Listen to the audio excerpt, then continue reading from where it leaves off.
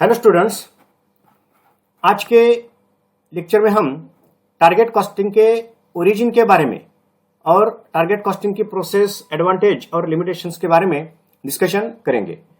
पिछले लेक्चर में हमने टारगेट कॉस्टिंग की कंसेप्ट का मीनिंग, डेफिनेशन और फीचर्स के बारे में डिस्कशन किया है। So origin of target costing. So target costing originated from Japan in 1960 as a direct consequence of increasing influence of western products in Asia.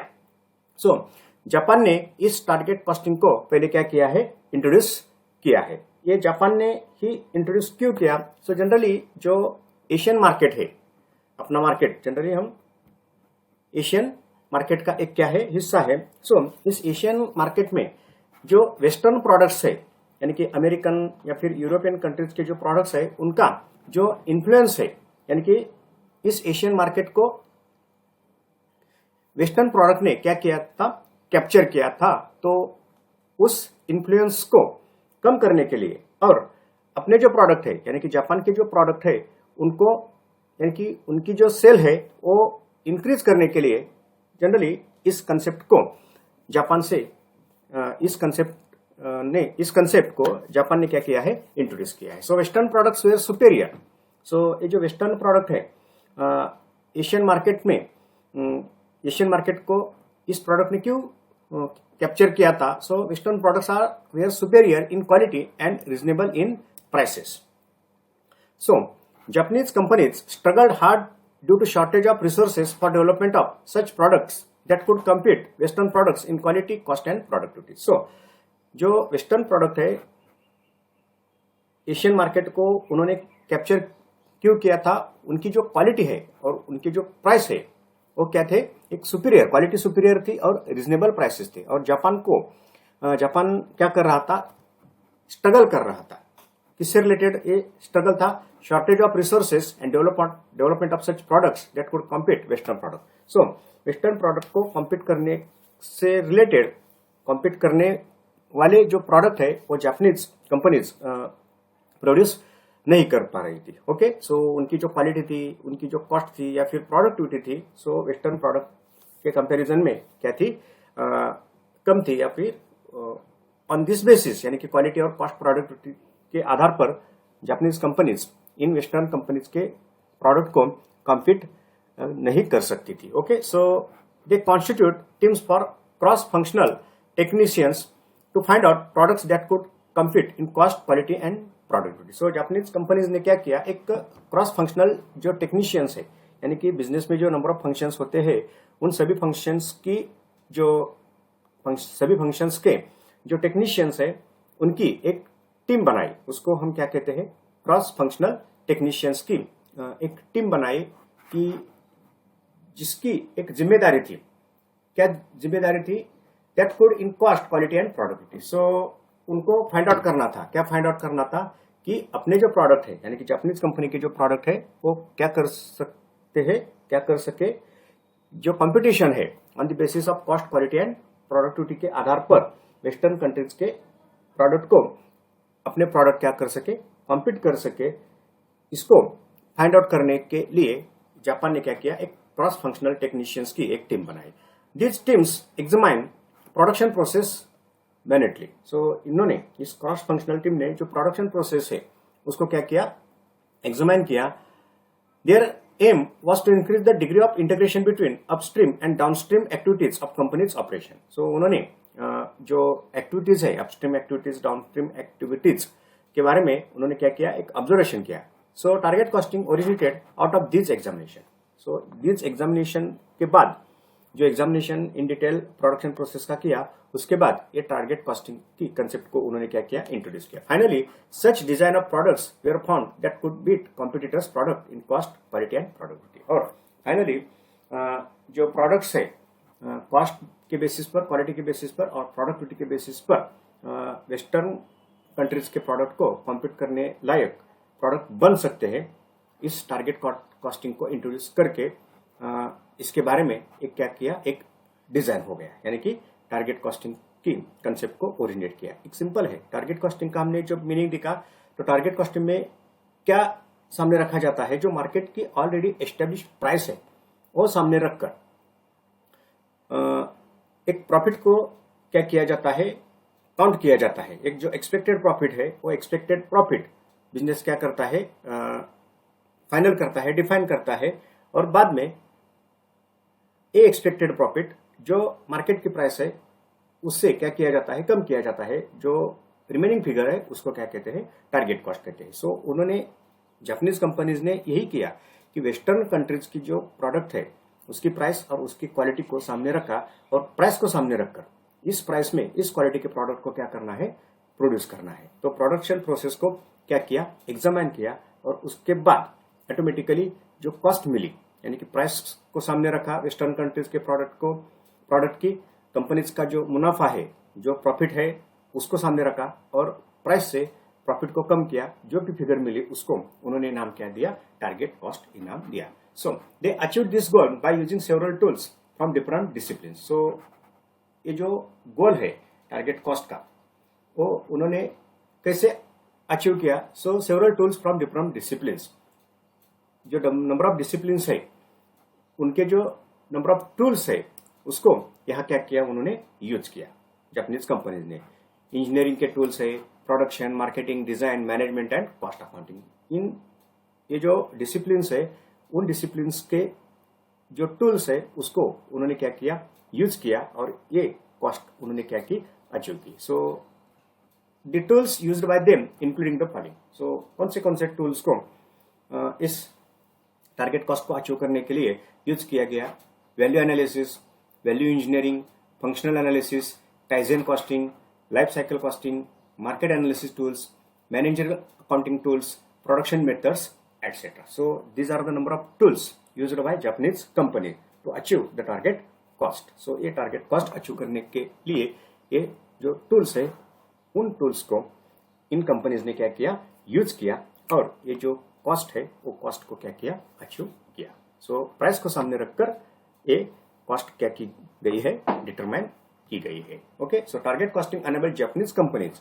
To have effective and efficient designing and the product development department. So automatically Japanese company के जो product है वो product इस western countries के product को compete करने लायक क्या हो गए, बन गए। So now target costing is used across the world today for achieving cost competitiveness. So अभी अक्रॉस द वर्ल्ड क्या है, ये टारगेट कॉस्टिंग को क्या किया जाता है, यूज किया जाता है।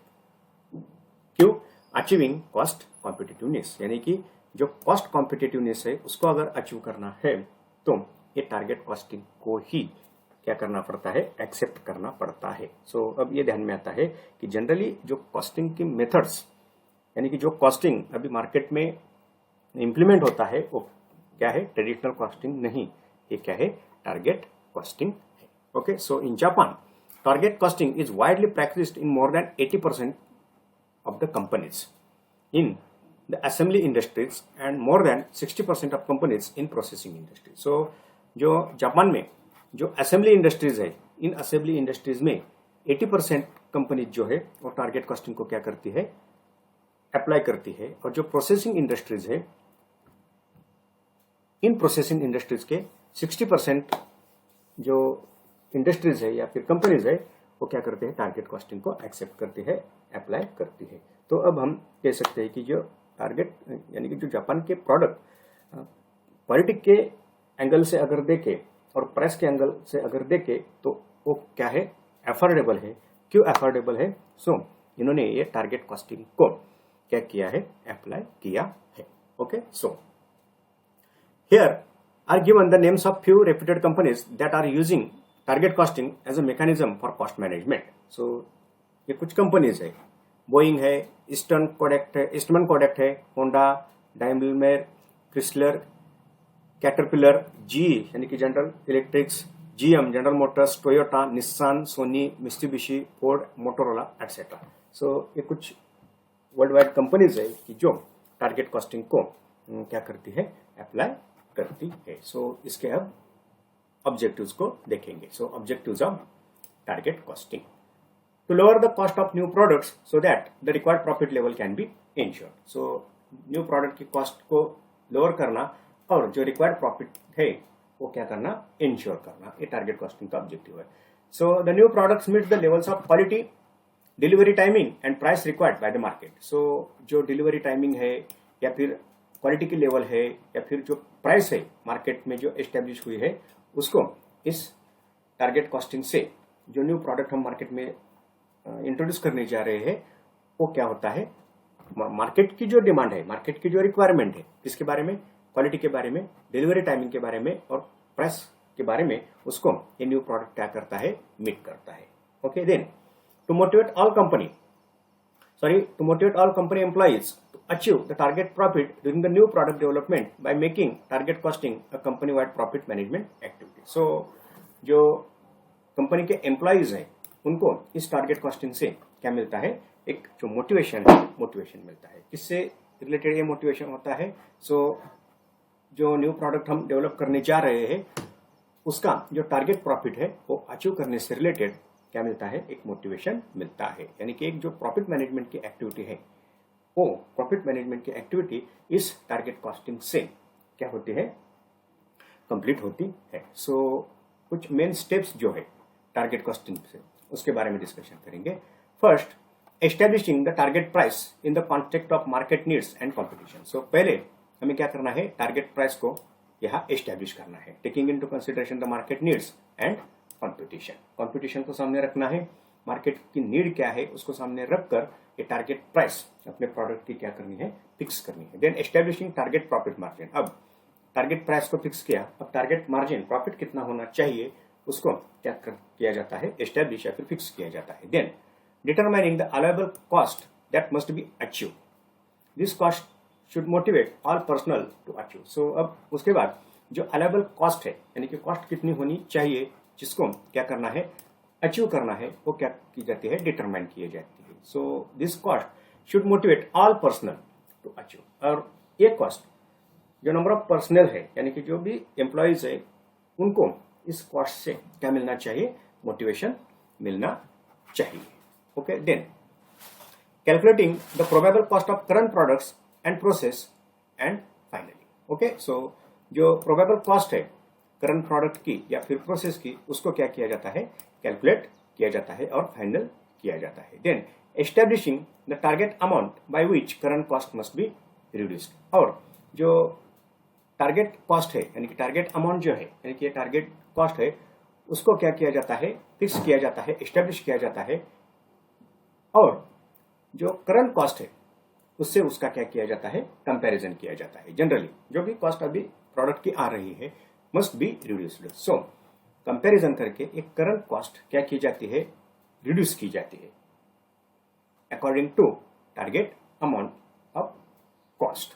Okay, once the target cost has been calculated, अब टारगेट कॉस्ट क्या किया, कैलकुलेट किया, companies take the following steps to achieve it. अब उसको क्या करना है, कंपनी को अचीव करना है। तो और क्या स्टेप्स यहाँ कंपनी के द्वारा लिए जाते हैं, establishing a cross functional team which is involved in implementation process from the earliest design stage. So एक क्रॉस फंक्शनल टीम को क्या किया जाता है, तैयार किया जाता है। और उस क्रॉस फंक्शनल टीम का काम क्या है, implementation from the earliest design stage. So उसका काम क्या है, जो प्रोडक्ट हम मार्केट में लॉन्च करने जा रहे हैं, उसकी जो अर्लीस्ट डिजाइन स्टेज है, यानी कि शुरुआत की जो डिजाइनिंग की स्टेज है, वहां से क्या किया जाता है, एक जो प्रोसेस है, इंप्लीमेंटेशन प्रोसेस, यानी कि प्रोडक्ट की डिजाइन स्टेज से ही इस क्रॉस फंक्शनल टीम का क्या होता है, काम शुरू होता है। Okay, then using tools such as value engineering in the design process. So जो डिजाइन प्रोसेस है, वहां वैल्यू इंजीनियरिंग को कंसेप्ट को, यानी कि वैल्यू इंजीनियरिंग का जो टूल है, उसको क्या किया जाता है, यूज किया जाता है। और pursuing cost reduction using kaizen costing once production has started. और प्रोडक्शन स्टार्ट होने के बाद जो काइजेन कॉस्टिंग है, उसको क्या किया जाता है, यूज किया जाता है। सो काइजेन का मतलब क्या है, जनरली जो कॉस्ट आ रही है, उसको जो भी कॉस्ट कैलकुलेट होती है, वो कॉस्ट नेक्स्ट प्रोसेस में, यानी कि नेक्स्ट टाइम वो कम हो, इससे रिलेटेड एक क्या है, काइजेन कॉस्टिंग है। यानी कि इसमें कॉस्ट कम करने से रिलेटेड, कॉस्ट को रिड्यूस करने से रिलेटेड क्या होती है, एक्टिविटी होती है। यानी कि प्रोडक्शन करने के बाद अगर वो कॉस्ट 10 आती है और अपना अगर टारगेट कॉस्ट 11 है या फिर 9 है, तो इस टारगेट कॉस्ट को मैच करने से रिलेटेड क्या है, एक काइजेन कॉस्टिंग है। यानी कि कंटिन्यूअसली कॉस्ट को क्या किया जाता है, एग्जामिन किया जाता है और जो कॉस्ट है वो कम हो, इससे रिलेटेड क्या किए जाते हैं, कुछ जो प्रयास है वो प्रयास किए जाते हैं कंटिन्यूअसली। जनरली उसको क्या कहा जाता है, काइजेन कॉस्टिंग जनरली कहा जाता है। कंटिन्यूअसली कॉस्ट को क्या किया जाता है, एग्जामिन किया जाता है, ऑब्जर्व किया जाता है और कॉस्ट को कंट्रोल करने से रिलेटेड, कम करने से रिलेटेड क्या करना चाहिए, इससे बारे में जो एक्टिविटीज है, जो टूल्स है, उन टूल्स को यहाँ क्या किया जाता है, यूज किया जाता है। ये काइजेन कॉस्टिंग का एक क्या है, पार्ट है। सो काइजेन कॉस्टिंग को यूज करके ऑटोमेटिकली जो कॉस्ट है वो अकॉर्डिंग टू टारगेट कॉस्ट ही होनी चाहिए, इससे रिलेटेड क्या किए जाते हैं, प्रयास किए जाते हैं। ओके, सो इसके कुछ एडवांटेजेस देखेंगे। Okay, it helps in assuring that products are better matched to their customers needs. Then second, it assists in aligning cost of features with customers' willingness to pay for them. In the process, quality stands improved. Okay. Then it supports reduction of development cycle of product. जो production की development cycle है वो क्या की जाती है, reduce की जाती है। यानी कि जो प्रोडक्शन या फिर जो प्रोडक्ट हम मार्केट में लॉन्च करते हैं, नया प्रोडक्ट, उसका टाइम क्या होता है, कम होता है। यानी कि कंटिन्यूअसली जो न्यू प्रोडक्ट है मार्केट में क्या किए जाते हैं, लॉन्च किए जाते हैं। It is useful for reduction of cost of products substantially. यानी कि जो सब्सटेंशियली प्रोडक्ट की कॉस्ट है वो क्या होती है, कम होती है।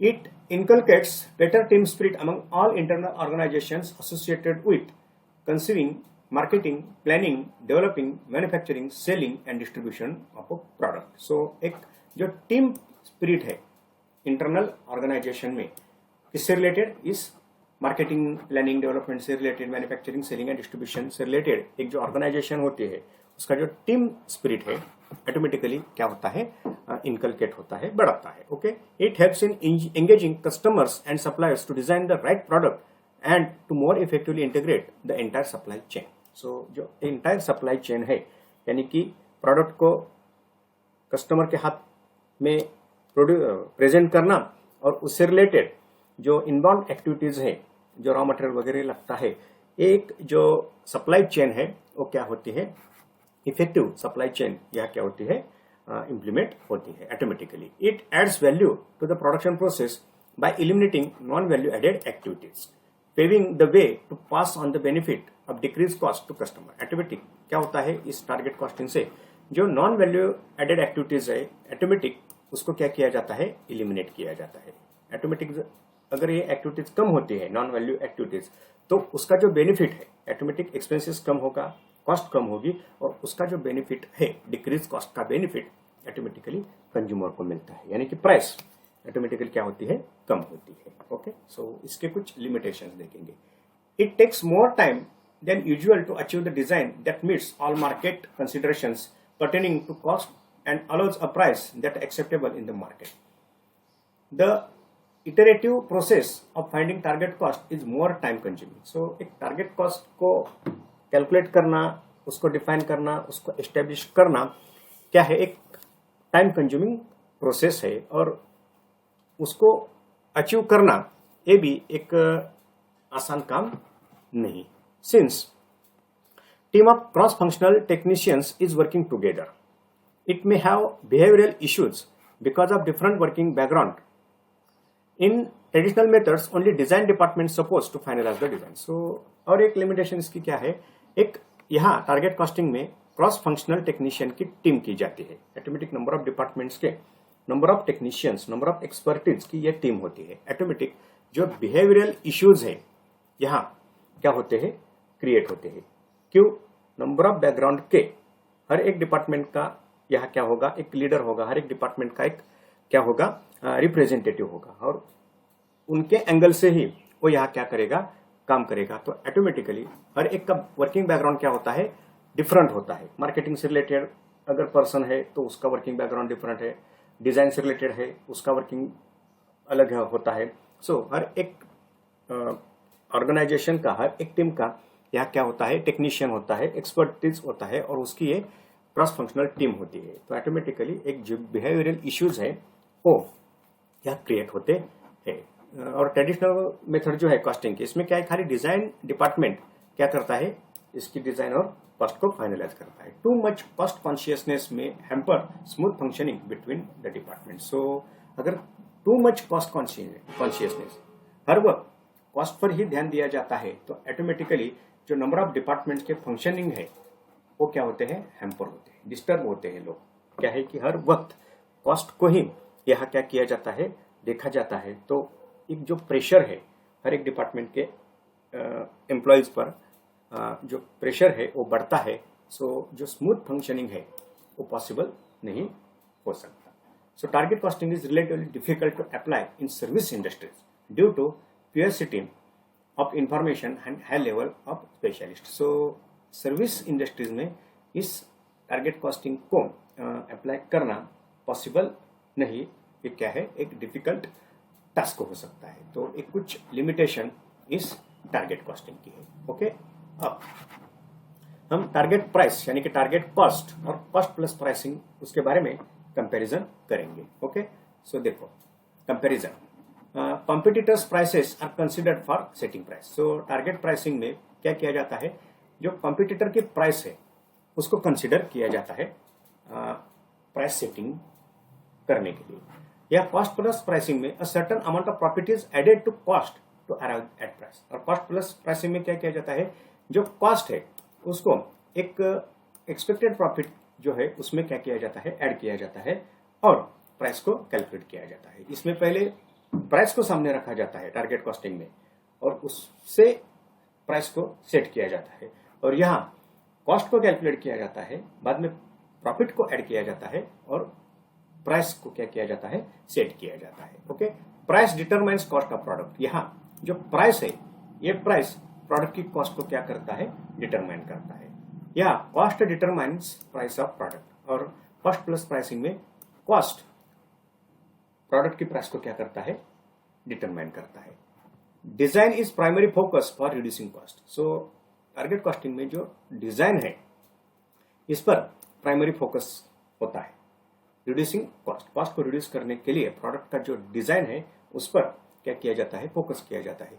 Focus is on meeting budgeted cost, reducing production losses and wastage. So यहाँ क्या किया जाता है, जो बजटेड कॉस्ट है या फिर रिड्यूसिंग प्रोडक्शन लॉसेस है, प्रोडक्शन की जो लॉस है उसको कम करना और वेस्टेज को कम करना, ये क्या किया जाता है, कॉस्ट को रिड्यूस करने के लिए अप्लाई किया जाता है। Okay, so cross functional team of technicians participate in cost management. So cost management में एक जो क्रॉस फंक्शनल टीम है टेक्नीशियंस की, वो टीम यहाँ तैयार की जाती है।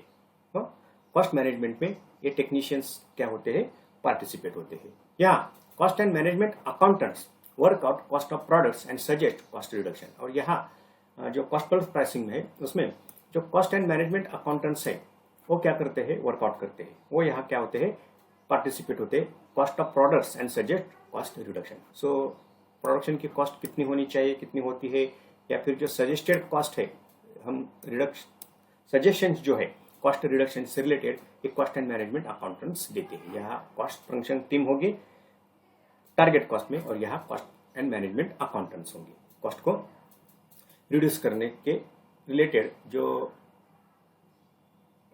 कॉस्ट को रिड्यूस करने से रिलेटेड जो भी कुछ टेक्निक्स है, जो भी कुछ सुझाव है वो देने के लिए ये कॉस्ट एंड मैनेजमेंट अकाउंटेंट्स रहेंगे। Okay, involves suppliers are involve at design stage. So जो सप्लायर्स है डिजाइन स्टेज में क्या होते हैं, इन्वॉल्व होते हैं। जो रॉ मटेरियल इनपुट्स जो अवेलेबल करने वाले हैं, ये इनपुट्स अवेलेबल करने वाले यहाँ डिजाइन स्टेज में इन्वॉल्व होते हैं। Suppliers are involve at production stage.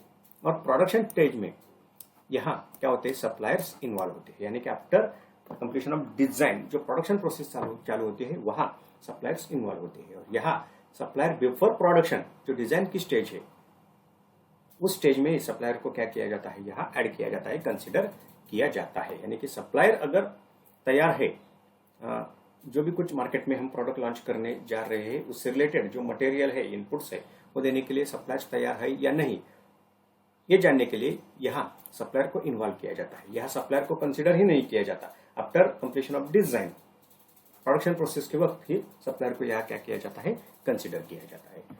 Then target costing में involve value chain in cost planning. So cost planning में एक वैल्यू चेन क्या होती है, इन्वॉल्व होती है। या there is no consideration for value chain at cost planning stage. So value chain को यहाँ कंसिडर नहीं किया जाता। कॉस्ट प्लानिंग स्टेज में वैल्यू चेन को कंसिडर नहीं किया जाता।